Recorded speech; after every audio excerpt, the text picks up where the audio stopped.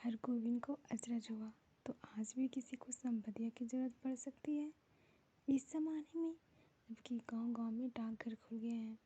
संबदिया की मार्फत संवाद क्यों भेजेगा कोई?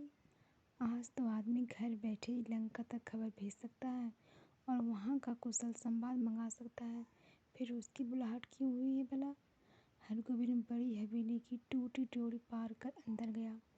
सदा की भांति उसने वातावरण को सूंघकर संवाद का अंदाजा लगाया। निश्चय ही कोई गुप्त संवाद ले जाना है। चांद सूरज को भी नहीं मालूम हो, परेवा पंछी तक न जाने। पाँव लगी बड़ी बहुरिया। बड़ी हवेली की बड़ी बहुरिया ने हरगोविंद को पीढ़ी दी और आँख के साथ से कुछ देर चुपचाप बैठने को कहा। बड़ी हवेली अब नाम मात्र की ही बड़ी हवेली है, जहाँ दिन रात नौकर नौकरानियों और चैन मजदूरों की भीड़ लगी रहती थी। वहाँ आज हवेली की बड़ी बहुरिया अपने हाथ से सूप में अनाज लेकर झटक रही है। इन हाथों में सिर्फ मेहंदी लगाकर एक गांव की नाइन परिवार पलती थी। कहाँ गए वे दिन? हरगोविंद ने एक लंबी सांस ली। बड़े भैया के मरने के बाद जैसे ही सब खेल खत्म हो गया, तीनों भाइयों ने आपस में लड़ाई झगड़ा शुरू कर दिया। रैयतों ने जमीन पर दावे करके दखल किया। फिर तीनों भाई गांव छोड़कर शहर जा बसे। रह गई अकेली बड़ी बहुरिया। कहाँ जाती बेचारी? भगवान भले आदमी को ही कष्ट देते हैं, नहीं तो 1 घंटे की बीमारी में बड़े भैया क्यों मरते? बड़ी बहुरिया की देह से जेवर खींच खींच कर बंटवारे की लीला हुई। हरगोविंद ने देखी है अपनी आंखों से द्रौपदी चीरहरण लीला। अपनी आंखों से द्रौपदी चीरहरण लीला। बनारसी साड़ी को 3 टुकड़े करके बंटवारा किया था निर्दयी भाइयों ने। बेचारी बड़ी बहुरिया। गांव की मुदियाइन बूढ़ी ना जाने कब से आंगन में बैठकर बड़बड़ा रही थी। उधार का सौदा खाने में बड़ा मीठा लगता है और दाम देते से मुदियाइन की बात कड़वी लगती है। मैं आज दाम लेकर ही उठूंगी। बड़ी बहुरिया ने कोई जवाब नहीं दिया। हरगोविंद ने फिर लंबी सांस ली। जब तक यह मुदियाइन आंगन से नहीं टलती, बड़ी बहुरिया हरगोविंद से कुछ न बोलेगी। वो अब चुप नहीं रह सका। मुदियाइन कहा कि बकाया बस सुनने का यह काबुली कायदा तो तुमने खूब सीखा है। काबुली कायदा सुनते ही मुदियाइन तमक्कर खड़ी हो गई। चुप रह मुझौसे निमोछिए। क्या करूँगा कि भगवान ने मुँह से दाढ़ी दी नहीं, न काबुली आगा साहब की तरह गुलजार दाढ़ी। फिर काबुल का नाम लिया तो जीभ पकड़ कर खींच लूँगी। हरगोविंद ने जीभ बाहर निकाल कर दिखलाई, अर्थात खींच ले। 5 साल पहले गुल मोहम्मद आगा उधार कपड़ा लगाने के लिए गांव आता था और मुदियाइन के उसारे पर दुकान लगाकर बैठता था। आगा कपड़ा देते समय बहुत मीठा बोलता था और वसूली के समय जोर जुल्म से 1 का 2 वसूलता। एक बार कई उधार लेने वालों ने मिलकर काबुली की ऐसी मरम्मत कर दी कि फिर लौटकर गांव में नहीं आया। लेकिन इसके बाद ही दुखनी मुदियाइन लाल मुदियाइन हो गई। काबुली क्या, काबुली बादाम के नाम से भी चिढ़ने लगी मुदियाइन। गांव के नाच वालों ने नाम में काबुली का स्वांग किया था। तुम हमारा मालूम जाएगा मुदियाइन, हम काबुली बादाम पिस्ता अखरोट खिलाएगा। मुदियाइन बड़बड़ाती गाली देती हुई चली गई। तो बड़ी बहुरिया ने हरगोविंद से कहा, हरगोविंद भाई, तुमको एक संवाद ले जाना है। आज ही बोलो, जाओगे ना? कहाँ? मेरी माँ के पास। हरगोविंद बड़ी बहुरिया की झलझलाई हुई आंखों में डूब गया। कहिए, क्या संवाद? संवाद सुनाते समय बड़ी बहुरिया सिसकियाँ लेने लगी। हरगोविंद की आंखें भी भर आई। बड़ी हवेली की लक्ष्मी को पहली बार इस तरह से शक्ति देखा है हरगोविंद ने। वह बोला, बड़ी बहुरिया, दिल को कड़ा कीजिए। और कितना कड़ा करूं दिल? माँ से कहना मैं भाई भाभियों की नौकरी करके पेट पालूंगी, बच्चों की जुठन खाकर एक कोने में पड़ी रहूंगी, लेकिन यहाँ अब नहीं रह सकूंगी। कहना यदि माँ मुझे यहाँ से नहीं ले जाएगी तो मैं किसी दिन गले में घड़ा बांधकर पोखरे में डूब मरूंगी। बथुआ साग खाकर कब तक जीऊँ? किस लिए, किसके लिए? हरगोविंद का रोम रोम कलपने लगा। देवर देवरानियाँ भी कितनी बेदर्द है। ठीक अगहनी धान के समय बाल बच्चों को लेकर शहर से आएंगे। 10-15 दिन में कर्ज उधार की ढेरी लगाकर वापस जाते समय 2-2 मन के हिसाब से फिर आम के मौसम में आकर हाजिर कच्चा पक्का आम तोड़कर बोरियों में बंद करके चले जाएंगे। फिर उलटकर कभी नहीं देखते। राक्षस हैं सब। बड़ी बहुरिया आज की खोट से 5 रुपए का एक गंदा नोट निकालकर बोली, पूरा राह खर्च भी नहीं है, आने का खर्चा माँ से मांग लेना। उम्मीद है भैया तुम्हारे साथ ही आवेंगे। हरगोविंद बोला, बड़ी भौरिया राह खर्च देने की ज़रूरत नहीं, मैं इंतज़ाम कर लूँगा। तुम कहाँ से इंतज़ाम करोगे? मैं आज 10 बजे की गाड़ी से ही जा रहा हूँ। बड़ी बहुरिया हाथ में नोट लेकर चुपचाप भाव शून्य दृष्टि से हरगोविंद को देखती रही।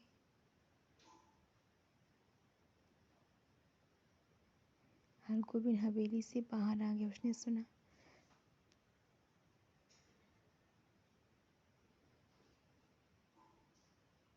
बड़ी बहुरिया कह रही थी, मैं तुम्हारी राह देख रही हूँ। संबदिया अर्थात संवाद वाहक। हरगोविंद संबदिया संवाद पहुँचाने का काम सभी नहीं कर सकते। आदमी भगवान के घर से ही संबदिया बनकर आता है। संवाद के प्रत्येक शब्द को याद रखना, जिस सुर और स्वर में संवाद सुनाया गया है ठीक उसी ढंग से जाकर सुनाना सहज काम नहीं। गांव के लोगों की गलत धारणा है कि निठल्ला, कामचोर और पेटू आदमी ही संबदिया का काम करता है, न आगे नाथ न पीछे पगा। बिना मजदूरी लिए ही जो गांव गांव संवाद पहुंचावे उसको और क्या कहेंगे? औरतों का गुलाम। जरा सी मीठी बोली सुनकर ही नशे में आ जाए, ऐसे मर्द को भी भला मर्द कहेंगे। किंतु गांव में कौन ऐसा है जिसके घर की माँ, बहू, बेटी का संवाद हरगोविंद ने नहीं पहुंचाया है। लेकिन ऐसा संवाद पहली बार ले जा रहा है वह। गाड़ी पर सवार होते ही हरगोविंद को पुराने दिनों और संवादों की याद आने लगी। एक करुण गीत की भूली हुई कड़ी फिर उसके कानों के पास गूंजने लगी। पैया पड़ूं दाढ़ी धरूं, हमारे संवाद ले जाओ रे संबदिया। बड़ी बहुरिया के संवाद का प्रत्येक शब्द उसके मन में कांटे की तरह चुभ रहा है। किसके भरोसे यहाँ रहूंगी? एक नौकर था, वो अभी कल भाग गया। गाय खूंटे से बंधी भूखी प्यासी ही कर रही है। मैं किसके लिए इतना दुख झेलूं? हरगोविंद ने अपने पास बैठे हुए एक यात्री से पूछा, क्यों भाई साहब, थाना बीहपुर में सभी गाड़ियाँ रुकती है या नहीं? यात्री ने मानो कुड़ कर कहा, थाना बीहपुर में सभी गाड़ियाँ रुकती है। हरगोविंद ने भांप लिया, यह आदमी चिड़चिड़े स्वभाव का है, इससे कोई बातचीत नहीं जमेगी। वह फिर बड़ी बहुरिया के संवाद को मन ही मन दोहराने लगा। लेकिन संवाद सुनाते समय वह अपने कलेजे को कैसे संभाल सकेगा? बड़ी बहुरिया संवाद कहते समय जहाँ जहाँ रोई है वहाँ भी रोएगा। कटिहार जंक्शन पहुँचकर उसने देखा 15-20 साल में बहुत कुछ बदल गया है। अब स्टेशन पर उतरकर किसी से कुछ पूछने की कोई ज़रूरत नहीं। गाड़ी पहुंची और तुरंत भोंपे से आवाज़ अपने आप निकलने लगी। थाना बीहपुर, खगड़िया और बरौनी जाने वाले यात्री 3 नंबर प्लेटफॉर्म पर चले जाएं, गाड़ी लगी हुई है। हरगोविंद प्रसन्न हुआ। कटिहार पहुंचने के बाद ही मालूम होता है सचमुच सुराज हुआ है। इसके पहले कटिहार पहुंचकर किस गाड़ी में चढ़ें और किधर जाएं, इस पूछताछ में कितनी बार उसकी गाड़ी छूट गई है। गाड़ी बदलने के बाद फिर बड़ी बहुरिया का करुण मुखड़ा उसकी आंखों के सामने उभर गया। हरगोविंद भाई, माँ से कहना भगवान ने आंखें फेर ली, लेकिन मेरी माँ तो है, किस लिए, किसके लिए? मैं बथुआ की साग खाकर कब तक जीऊँ? थाना बीहपुर स्टेशन पर जब गाड़ी पहुंची तो हरगोविंद का जी भारी हो गया। इसके पहले भी वह कई भला बुरा संवाद लेकर वह इस गांव में आया है। कभी ऐसा नहीं हुआ उसके पैर गांव की ओर बढ़ ही नहीं रहे थे। इस पगडंडी से बड़ी भौरी अपने मायके लौट आवेगी, गांव छोड़ चली आवेगी, फिर कभी नहीं जाएगी। हरगोविंद का मन कलपने लगा। तब गांव में क्या रह जाएगा? गांव के लक्ष्मी ही गांव छोड़कर चली आवेगी। किस मुंह से वह ऐसा संवाद सुनाएगा? कैसे कहेगा कि बड़ी बहू बथुआ साग खाकर गुजर कर रही है? सुनने वाले हरगोविंद के गांव का नाम लेकर थूकेंगे। कैसा गांव है जहाँ लक्ष्मी जैसी बहुरिया दुख भोग रही है। अनिच्छापूर्वक हरगोविंद ने गांव में प्रवेश किया। हरगोविंद को देखते ही गांव के लोगों ने पहचान लिया।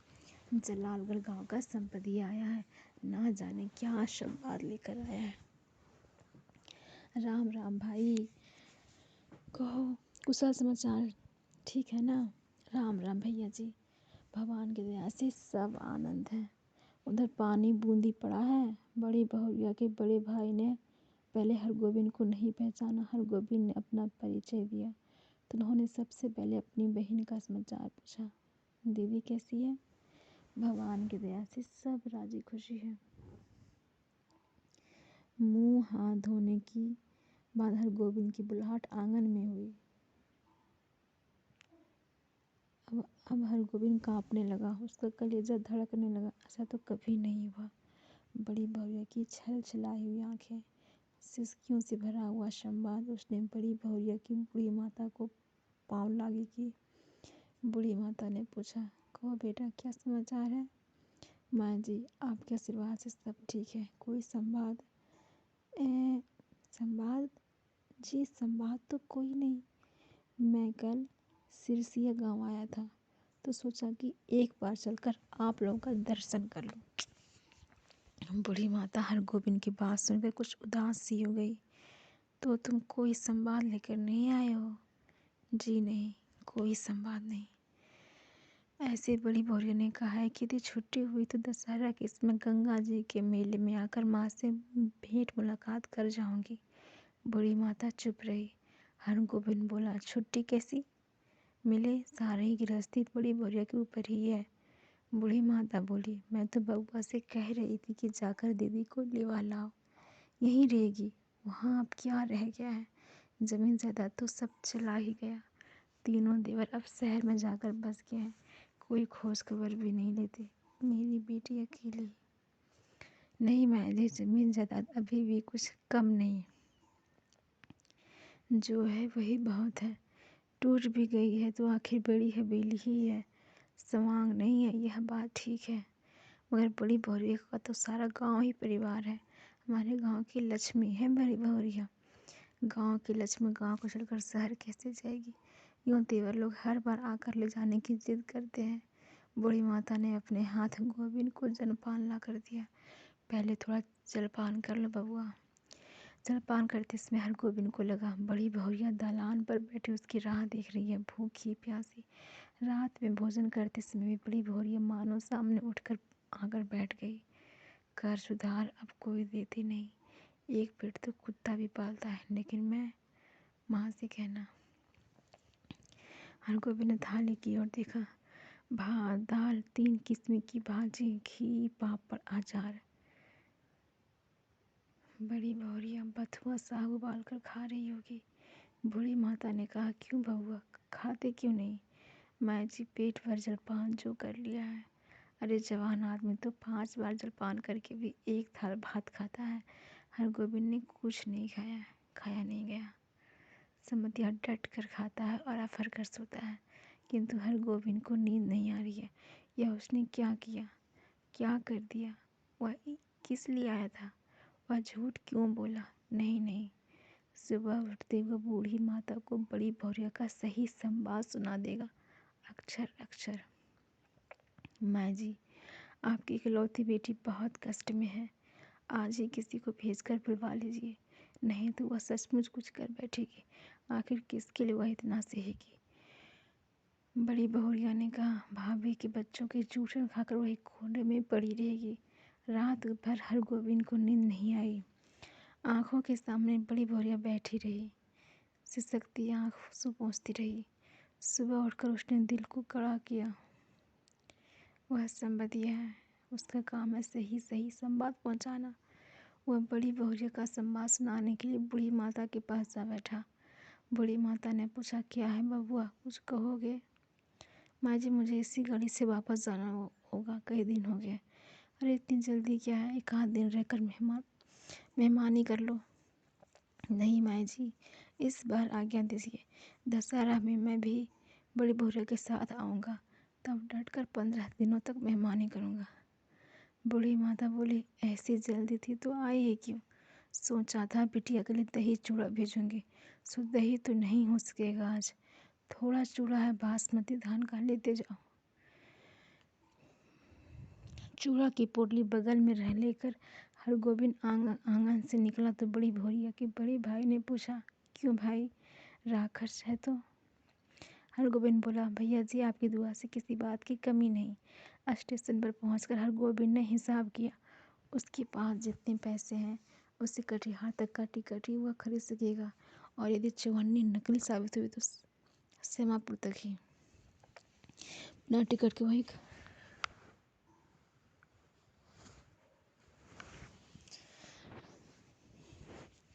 एक स्टेशन भी नहीं जा सकेगा। डर के मारे उसके देख का आधा खून गया। गाड़ी में बैठते ही उसकी हालत अजीब हो गई। वह कहाँ आया था, क्या करके जा रहा है, बड़ी भौरे को क्या जवाब देगा?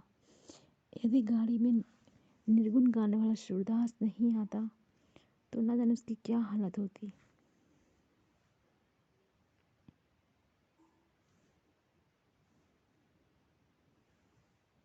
सूरदास के गीतों को सुनकर उसका जी स्थिर हुआ।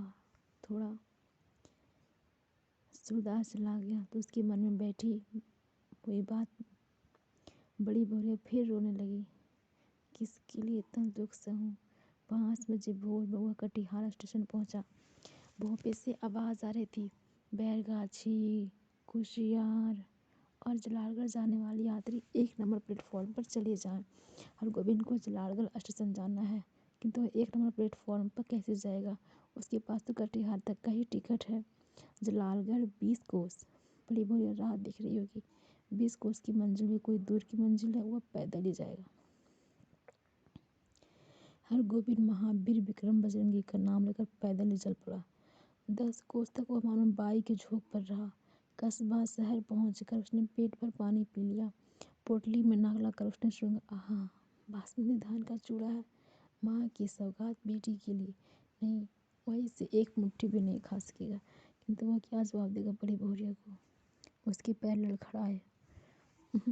अभी कुछ नहीं सोचेगा, अभी सिर्फ चलना है, जल्दी पहुंचना है गांव। बड़ी भौरिया की डबडबाई हुई आंखें उसको गांव की ओर खींच रही थी। मैं बैठी राह ताकती रहूंगी। 15 कोस माँ ने से कहना, अब नहीं रह सकूंगी। 16, 17, 18 जलालगढ़ स्टेशन का सिग्नल दिखाई पड़ता है। गांव का ताड़ सिर ऊंचा करके उसकी चाल को देख रहा है। उसी ताड़ के नीचे बड़ी हवेली के दालान पर चुपचाप टक लगाकर देख रही है। बड़ी भौरिया भूखी प्यासी हमारे संवाद ले जाओ रे संबदिया। लेकिन यह कहाँ चलाया हुआ हरगोविंद? यह कौन गांव है? पहली सांझ में हमारी अमावस्या का अंधकार, किस राह से वह किधर जा रहा है? नदी है, कहाँ से आ गई नदी? नदी नहीं, खेत है, ये झोपड़े हैं या हाथियों का झुंड? ताड़ का पेड़ किधर गया और राह भूल कर न जाने कहाँ भटक गया? इस गांव में आदमी नहीं रहते क्या? कहीं कोई रोशनी नहीं, किससे पूछे? वह रोशनी है या आंखें? वह खड़ा है या चल रहा है? वह गाड़ी में या धरती पर? हरगोविंद भाई आ गए? बड़ी भौरिया की बोली या कटिहार स्टेशन का भोपा बोल रहा है? हरगोविंद भाई, क्या हुआ तुमको? बड़ी भौरिया। हरगोविंद ने हाथ से टटोल कर देखा। वह बिछावन पर लेटा हुआ है। सामने बैठी छाया को छूकर बोला, बड़ी भौरिया। हरगोविंद भाई, अब जी कैसा है? लो, एक घूंट दूध और पी लो, मुंह खोलो। हाँ, पी जाओ, पियो। हरगोविंद होश में आया। बड़ी भौरिया दूध पिला रही है। उसने धीरे से हाथ बढ़ाकर बड़ी भौरिया का पैर पकड़ लिया। बड़ी भौरिया, मुझे माफ़ करो, मैं तुम्हारा संवाद नहीं कह सका। तुम गांव छोड़कर मत जाओ, मैं तुमको कोई कष्ट नहीं होने दूंगा। मैं तुम्हारा बेटा। बड़ी भौरिया, तुम मेरी माँ, सारे गांव की माँ हो। मैं अपने ढल्लर बैठा नहीं रहूँगा, तुम्हारा सब काम करूँगा। बोलो बड़ी माँ, तुम गांव छोड़कर चली तो नहीं जाओगी? बोलो। बड़ी भौरिया गर्म दूध में एक मुट्ठी बासमती चूड़ा डालकर मसकने लगी।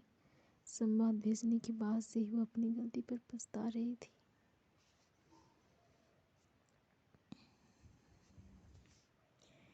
एक बहुत ही प्यारी सी कहानी जो मेरी बहुत ही पसंदीदा कहानियों में से एक है, मैंने आज पढ़ा है। उम्मीद करती हूँ आप सबको पसंद आएगा।